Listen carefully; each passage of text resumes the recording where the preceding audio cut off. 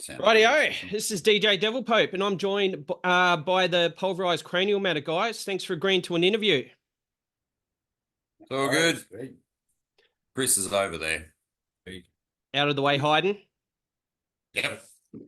I guess the first thing we should do is give you guys a chance to give a bit of history about yourselves. For those not from Australia that may not be aware of where you're from and other bands that you've taken part in before Pulverised. Probably Yep. you. Yep. Yeah. Three of the members were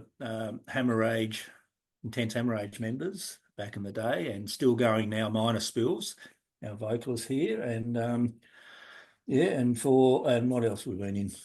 Jim's been in a few bands as well. You've probably been in more bands than all of us put together. Probably not. Three Victims, Nos Teepsome, nameless ones way back in the day.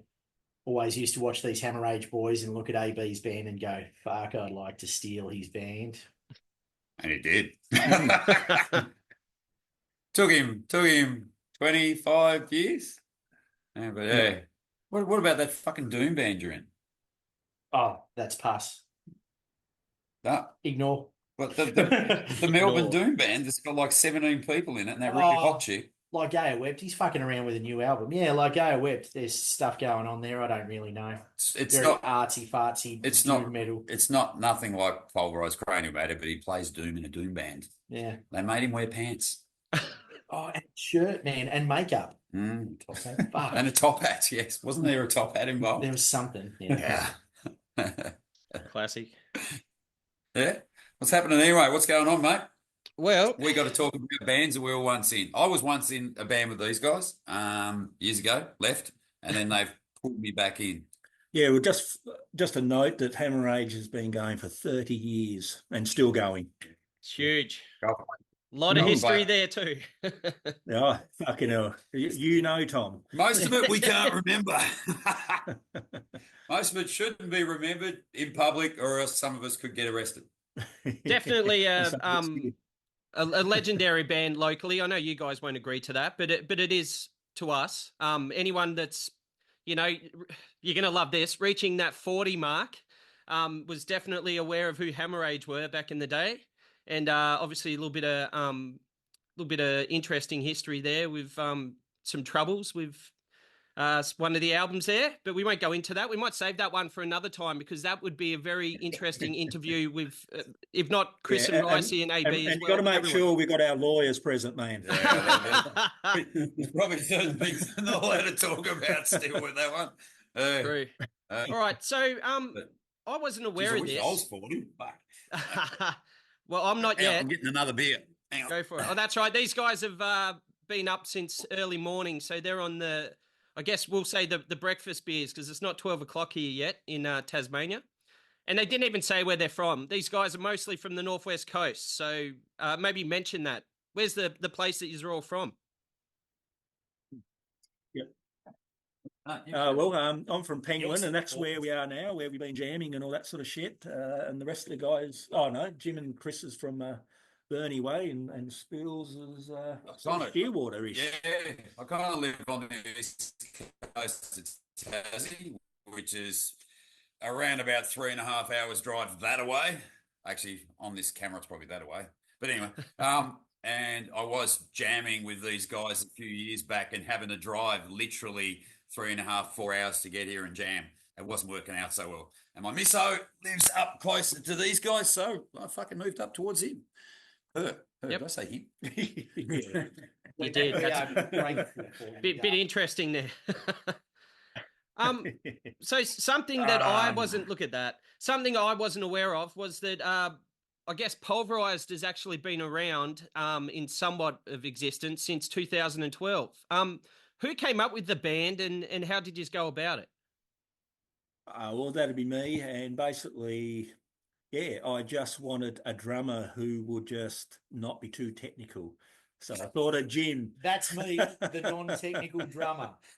No, but on a serious note, like with Hemorrhage, it was all about the technical drumming and that over the sort of what I thought was not so technical riffs. But yeah, so I just wanted the just have a bit of a side project with some sort of drumming that was more sort of laid back, I guess, and a bit more catchy and all that. So that was in 2012 or somewhere thereabouts. And we actually did write, I think it was about 7 songs and had them all pretty much ready to record and never ever recorded them.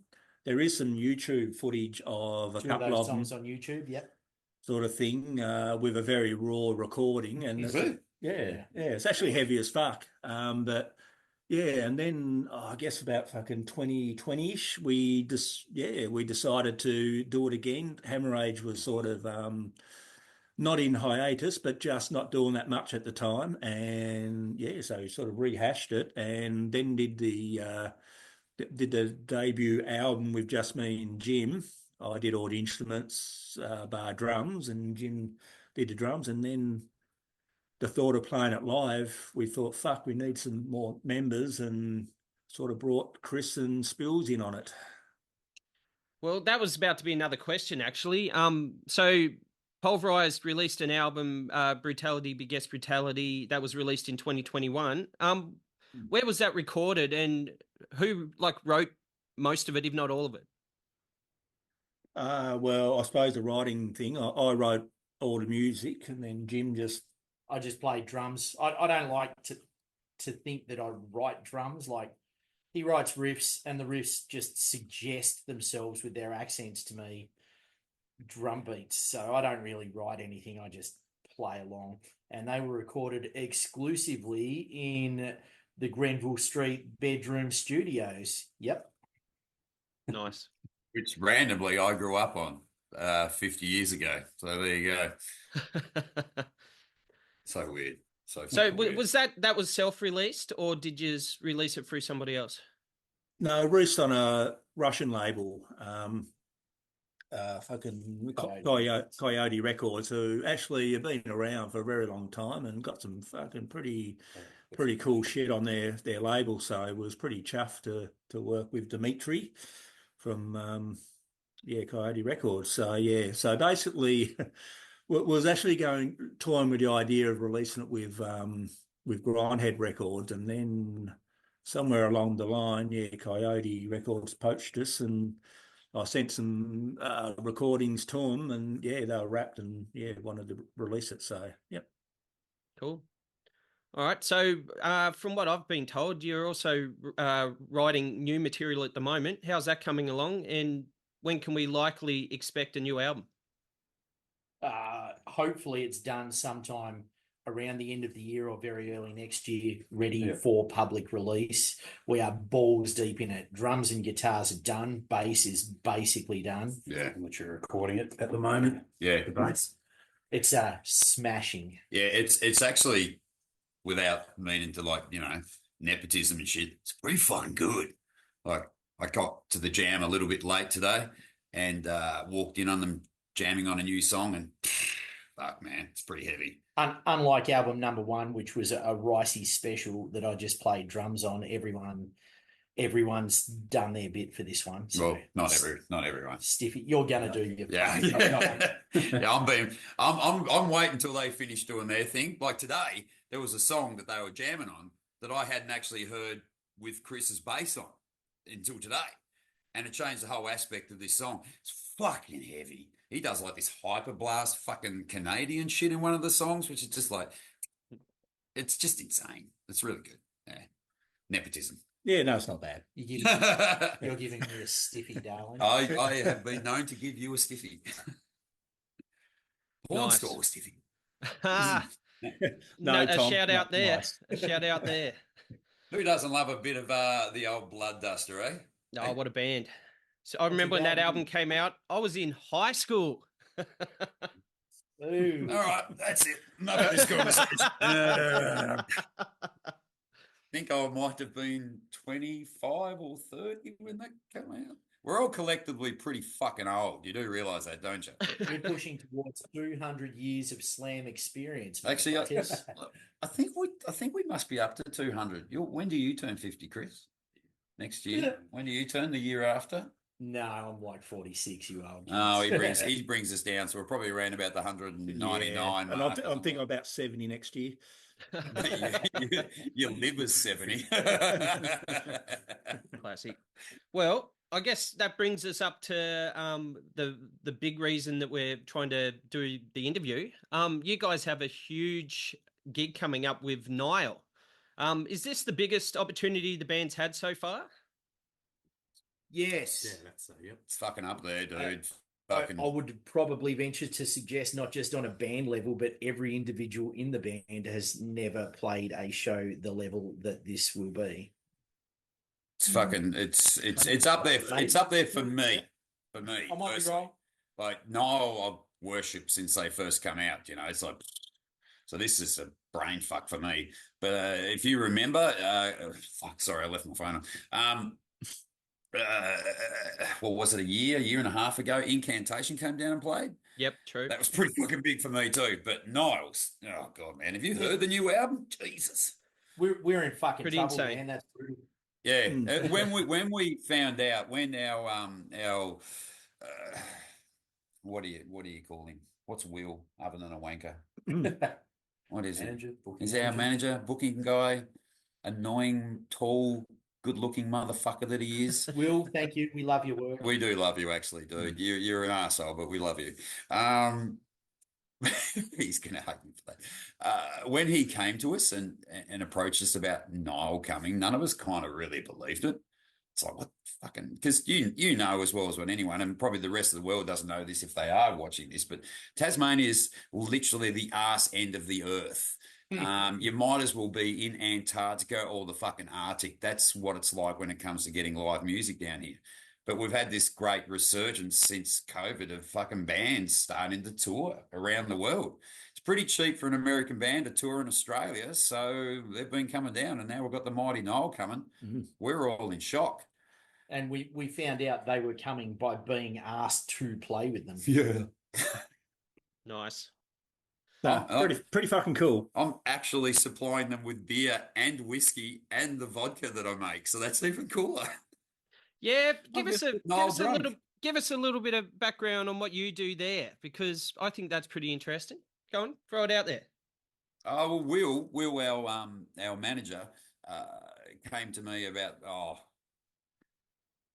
12 months ago and said, look, I'm thinking about bringing all these bands down, blah, blah, blah.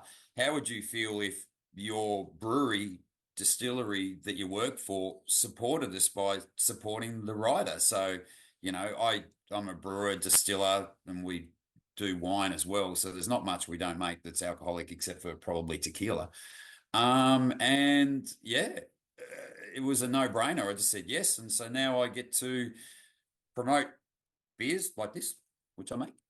And the whiskey and a few other things. Nice product placement, mate. Thank you. But yeah, it's a thing where it's like we've got no money actually invested in it, but we help the band out by just giving them some booze when they come down here, and it's really cool that I get to play with a band that I'm giving booze to. It's going to be cool. That I've worshipped for years. Was that a good answer? I don't know. Yeah. No.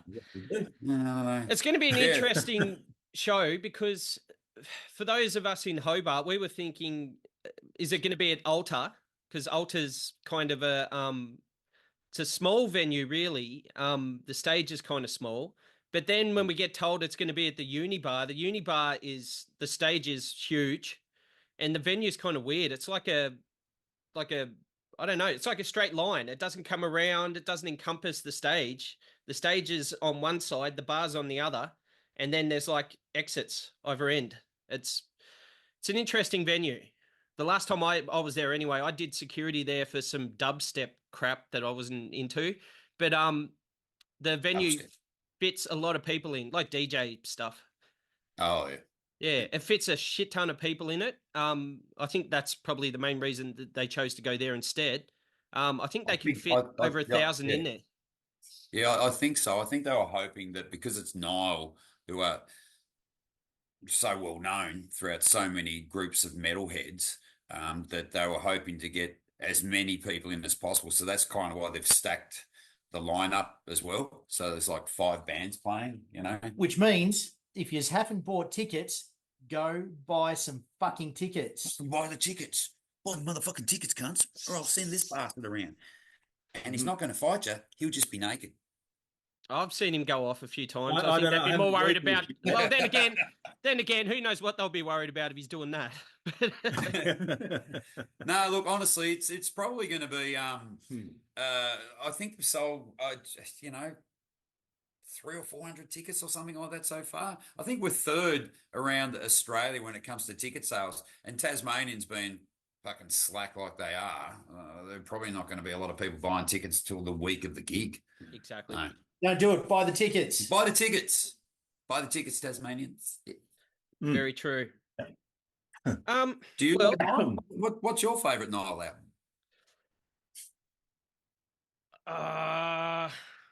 That fucked him. Oh shit! He's wearing the t-shirt. Yeah, you make it. Well, it's 3 songs, cunt. It's not this. It's not this. Oh, Jesus! You don't understand how I didn't even think about it. We were having this conversation last night, actually. So That's all right. We'll let Tom Google it. I'm not touching my computer, old man. I'm not giving you an answer because it puts me too much on the spot. Well, we've all been listening to the new album, and none of us actually want to play with them now because the new album's fucking sick. Are you just going to say the new album, mate? Oh, okay. I don't know the name, but it's about that long, isn't it? I genuinely don't. Here's a band that's been around for fucking decades, and like every band, some albums are better than others, and they drop that shit right before we're going to play with them. Fuck me, it's very good. Yeah. And like the single songs, like that one about the 8 apes which are smacking feces around the head or whatever the hell it is, the one about them being hung upside down in hell. It's about 17 words long. The actual song that they released as the single song is not even the best song on the album. I've been listening to their live show that they've got on Spotify, like the playlist of their live show. Yep, it's cracking. Like all the big songs throughout the history of the band are being played on the night. It's going to be a big show. Not all the best ones though. Like it's a very good album. There's no weak spots on it. But for me, like the intro is pants shittingly good. And the final fucking riff on the album is just such a stomper. Like they've bookended the album so well. Yeah. It burns your face off to begin with and then stomps you into submission at the fucking end. Fuck me. Fucking title track. Yeah, they're one of those. Don't like most of the songs, aren't they? They obviously they name them themselves, but they sort of do it like the Egyptian Book of the Dead style. So when they're naming it, it's like a spell. That's why they have such a weird titles in the way that they do it. They do it like they name it themselves, but they sort of put it in line with that. There's another guy in Australia called The Horn. He does like a black metal industrial sort of band, and he does something similar. Every album he's released is and porn as well. Same sort of thing. Yeah, probably. I'm thinking there's your album titles. We should be should be thinking about our song titles in terms of spells. Spell for getting a beer out of the fridge without having to ask the other band members. Yeah, there you go. Spell for where did I leave my beer after I walked out of the room? Spell for why does my back hurt these days when I just wave at someone? Spell for please don't play your guitar until my earplugs are in my ears. Oh yeah. Rice is really loud when we're jamming at the moment. Yeah, I'm a bit of a cunt for that. Anyway, we're digressing terribly. We are, but it's funny. I guess there's other bands obviously playing the show too. We've got locals down here, Gape, that have been around as long as you guys, just about. Got a young band called the Absolution Sequence that are little legends. I say little legends. They've been around now for quite a while. Ricey would have played with them either with DB Call or maybe Hammerage on one of our shows back in the day. But definitely Hammerage. Yeah, we played with them a few times, I think. Yeah, I've done gigs with those guys back with 3 Victims. They've been around a fucking while. The thing is, they keep getting better. Like they literally keep getting better. Like I've heard some of their latest stuff that are about to drop, and it's fucking. Their vocalist Sean is one of the most random people you'll ever meet because he does this metal stuff, and then he's in a really random hip hop band or group with other people, and he does that pretty good too. So it's interesting. Really? Yeah, and he's probably if you want to put it that way, the hardest out of all of them, and he jumps around doing that kind of stuff. He's just That's how you get the syllables in, mate. No, I actually True. really rate it. Like, True. I'm not a big hip hop fan, but I do listen to a lot of different styles of music. Like, heaps of different styles of music. My partner listens to everything from Pink Floyd all the way through to Paul Kelly. Fucking hip hop artists, the vocalists, they're fucking crazy the way they rhyme and shit. It's fucking mad. It's not even the rhymes, it's the syllabality. Look at that fucking arch spire, dude, man. Is that a word? I'm going to say it's a word. Yeah. Syllabality. Yeah. Google syllabality. You do that style of music and you can spit out the syllables really fast. And look at fucking arch spire, man. Yeah, well, that's it. Yeah, classic. Yeah, well, that's it. I guess they use their words like an instrument. It works with the music itself, and that's what they've got to do, I guess, to fill it in. But yeah, so he uses a lot of that, carries a lot of that over into his into the band as well, and it makes for really, really interesting live show. I'll tell you that. The other unrelated aside, I've submitted my video fucking submission to be the new Arch Spire drummer, and almost certainly I'm not going to be it. Did you really? No, absolutely not. I was about to say, you fucking should. No, I'm not that fucking level, cunt. Jesus. That guy's fucking. Can you imagine the day he's walked in? He's like, "So, boys, I've had enough. I'm going to have to quit." And they would have been like, "Fuck." And they'd have gone like, "Fuck, what are we going to do? He's very good." And then everyone's come out with all this shit, and it's who'd have thought a drummer of that level apparently easily replaceable? Fuck me. Really? Yeah. Yeah, you should see some of the fucking video submissions floating up in Metal Drummer Nerds on Facebook. Yeah. There's some astonishing drummers going, here's my take on Arch Spire. And some of them are playing it straight down the line. I can do the stuff. And others are going, this is my take on Arch Spire. And it's different and sometimes better. Okay. Yeah. the other band that's coming down is coming from Sydney. Slaughter Cult. Slaughter Cult. I guess the Gape guys sort of refer to them as mortician worship. And they are mortician worship, dude. Jesus. Yeah. From what I've heard, I really liked it. I want to see it live. But people that I've spoken to from up that end and bands that have played with them just love them. You can see What are you doing? trying to get everybody in the bloody show. What are you doing? For fuck's sake. Didn't work. Can't see Chris? No. I can now. You drag it back a bit further. Drag it right back to the edge of the table if you can. How's that? Can you see him now? There's a We little can bit see of rice, a little bit of me. Probably put the screen down a bit. How's that? Yeah, that right there. Stop. That's good. Yep. No, stop. Leave it, old man. Stop touching it. All right, try and fix the antenna. You're a little bit out, darling, so you'll have to lean in a bit. Okay, that's it. I quit. Oh, that's a bit better. Showing a bit of support there for another local band there, Spills. Yeah. Love me mountains, boys. Fucking good band, as you know. They are. Nice guys. They're like, It's a nice way to say that. really nice people. They've got a great personality. That's rough. This is for public consumption. It is. Well, since Chris is now showing his face there, do we have any chance of hearing anything else from Hammerage in the near future? Yeah, we've actually got an EP coming out in the next month or so. Yep. Yeah, coming out on Splatter Vinyl, CD. through Grindhead Records here in Australia. It's 5 tracks. Yeah. Yeah, that should be pretty cool. Yeah. What about so, we are still going. We've just fucking long time in between releases, it seems, but nothing new there. Yeah, it's pretty standard. True. Yeah, probably release every decade or so. Yeah, we've got a new shirt coming out for it as well, sort of for our 30-year anniversary. So, yeah. Nice.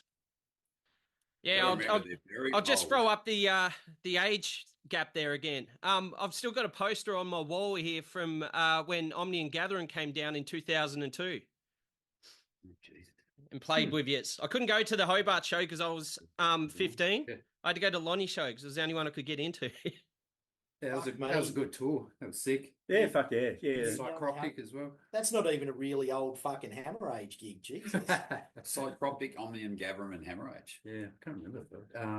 It wasn't gay, but I missed that one. Yeah, no, they were fucking, they were awesome dudes from Omnium Gatherum, and we ended up playing a few gigs with them over the time. Was that at that old place that's closed down and Lonnie that your feet used to stick to the floor?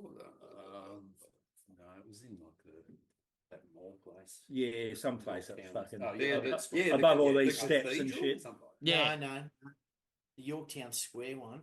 Yeah, what the fuck. Anyway, no, we're digressing. That's where it was. Yeah. It was good. Yeah, that's back when I had hair, Tom. He used to smack the shit out of us when we were up the front. Yeah, fucking hell. Yeah, Locks from hell. Yeah, and I used to get caught up in I used to try and do chords and shit. I'll be fucking playing my dreadlocks rather than my guitar. I remember, so I hadn't seen you for ages, and then you came down and did a show. Must have been for Chalky. I think it was at like the Polish Club or something. And you just drove past, and we just heard these people screaming out of a car at us. It was like, oh yeah, that's them. Yeah, that's. I remember that Polish gig. I played in like 3 bands that night. I remember that gig. Yeah. Yep. Yeah, well, that was happening place there for a bit. I remember, playing there quite a few times, and it's fucking awesome. And they had 8% beers or something. Yeah, I got so drunk that night, it was stupid. Like, those beers were hardcore. Wasn't even it's a good venue, but it's they've sort of don't really do too much now. There's a few things here or there, new owners. I think they've gone through owners like it's going out of fashion, but we're kind of running out of venues. I'm finding in Hobart, we've only really got Altar. The Unibar will do some of the bigger stuff. They're more likely to do like North Lane or a metalcore band or something like that sort of, has a particular following, where we're kind of stuck now with like 1 or 2 venues. It's not just Hobart, man. It's the same in Launceston, and it's even worse in Burnie. Live music in general is getting harder because of suburban fucking wowsers who don't want weekend noise after they've moved into next to a live music venue. And the fact is, the pool of live music venues, period, in Australia is getting smaller. And when you say the words original metal music along with that, it gets even fucking smaller very quickly. True. Yeah, that and being in the booze industry, I know that a lot of places just can't stay open anymore and promote local music. They've got to change because they need to keep money coming in the door, because it costs so much to have a bar open these days. I mean, beers cost more now than they've ever cost before, ever. Whereas once upon a time, that's inflation, mate. So does fucking KFC. Yeah, but it's actually really bad. It's like, that's why they're all doing this whole merch rider thing, that, the venues get money out of merch and all this sort of stuff, because they're just not making money out of people drinking, because they don't drink when they go there. They preload on Christ knows what.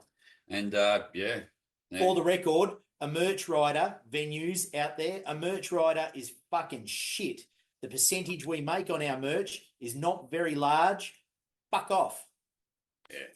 Yeah, cool. We personally make 10 parts of fuck all out of what we put with our merch. Like, we produce the merch, and we might put a couple extra bucks on top, if that. And that's just to cover fucking what we've done. So when we buy more merch, we can buy more expensive merch. So it sort of tiers up, if you know what I mean.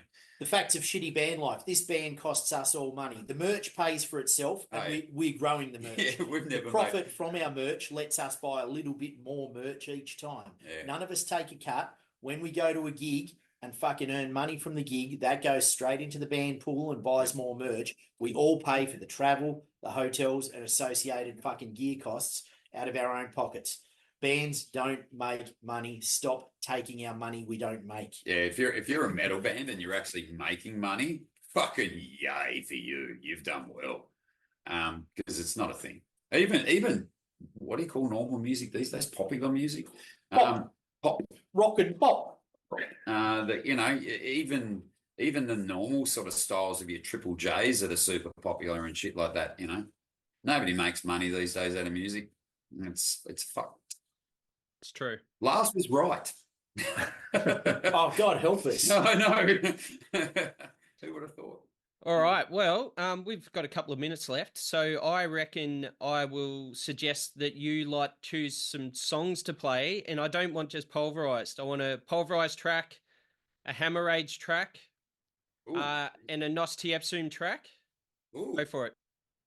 Oh, man, I don't know song titles. I don't know any of the song titles from any band I've been in ever. I'm going to go with Everywhere There Is Blood from Pulverised, because that's always a fan favourite. Whenever we play that live, people fucking lose their minds.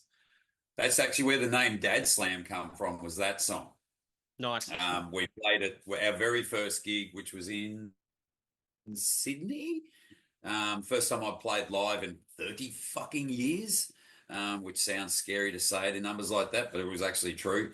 We played that song and some random guy in the audience was like, "Play that shit again, fuck yeah!" And they were talking about this, that, and the other, and they said, "Oh, that's Slam," and I was like, "Yeah, Dad Slam," and he's like, "Grandpa Slam," or something along those lines. It's like, fucking hell. And the misso was in the audience and she actually remembered that. So now Dad Slam is what we play, because we're all dads. None of us are grandparents yet, but it's probably not far away. We've got kids old enough that it could actually be bring us grandparents. I've had to look at the playlists on my phone, but for Nos Tiepsum, we'll go Consumer of Woe because we did a film clip for that. Oh, yep. Yeah, that was a good song too. Yeah. Nice. Great Got a Hammer Age track? Hammer Age. Well, because we're releasing the EP soon, I'm going to say the Hammer song. The Hammer song. I would like to. Oh no, was that? This is a song about a hammer. Is that what it's called? Like that, I think. Yeah, because AB's pretty fucked up, and and all the song titles on the EP is "This is a song about," and then he just has a random thing. So hammer. You need to remember, Ricey, it needs to be a track that I have. I'll go choking That's on a good chocolate point. log. Oh yeah, nice. We're recording the controversy. Yeah, sorry, Tom. The beers are kicking in. Oh, good man. Yeah, no, we'll go with that. So the beers are kicking in now, Tom. All right. So, do we want to mention the date of this Nile show? October 19th, bitches. It's going to be awesome. It is at the awesome. Uni Bar in Hobart, or Sandy Bay, I should say. Yep. There is so many good bands coming to play. You got 3 Tassie bands, Nile for fuck's sake, a burp, and Slaughter Cult. So it's going to be pretty sick. And if you want to play something that's actually not Australian, I know you don't do that very often, but I heard the new Rip to Shreds last night. The motherfuckers released another album. There's a song called Into the Court of Yolanga Wang. It's the first song off the new album. Fucking play that as well, dude. It's fucking sick. No worries. We can do that. All right. Yeah. This has been DJ Devil Pope. We've been interviewing Pulverised Cranial Matter for thatmetalstation.com. Keep an eye out for the new release, guys. Thanks, Tom. You're the best. Have a good one. Cheers, guys. Cheers, dude.